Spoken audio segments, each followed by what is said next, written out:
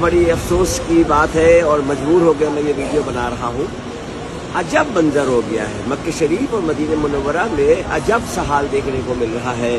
مطلب میں تو یہ کہہ رہا ہوں کہ ایک آدمی جو ہے وہ عمرے کا پیکیج لیتا ہے گھر کا، اور وہ یہاں آنے کے بعد جسمانی طور پہ وہ عمرہ کرتا ہے، روحانی طور پہ پورے خاندان کو کراتا ہے. مطلب کیا ہوا؟ ارے کمال ہو گیا، انتہا ہو گئی. مطلب کیا عبادت میں دل لگ رہا ہے؟ کیا مذہب کو مذاق بنایا جا رہا ہے؟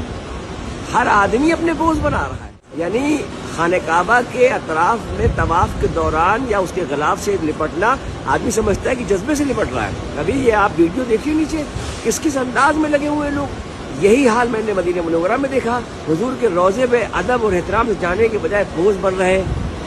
کس بات کے وہاں پہ شفاعت کے طلبگار ہو رہے ہیں، اور کس بات کا یہاں پہ اللہ سے اپنے گناہوں کی معافی اور توبہ کرنے آئے ہیں. دل تو موبائل میں لگا ہوا ہے، دل تو کیمرے میں لگا ہوا ہے. خدا کا خوف کھاؤ بھائی.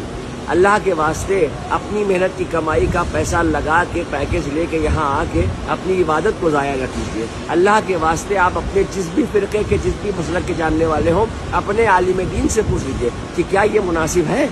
اللہ کے گھر کا طواف کرتے وقت جس طریقے سے جس اینگل سے یہ دیکھیے الگ الگ کیسے پوز بن رہے ہیں، اس میں خواتین بھی شامل ہیں، اس میں مرد حضرات بھی شامل ہیں. میرے بھائی اللہ کے واسطے اللہ کو ناراض نہ کرو. اللہ کی ناراضگی ناقابل برداشت ہے، بندہ برداشت نہیں کر سکتا. اللہ سے دوستی کر لو گے تو عاقبت سنور جائے گی، لیکن اللہ کے گھر میں آ کے اگر اس طریقے کی حرکتیں ہیں تو پھر اللہ ہی مالک.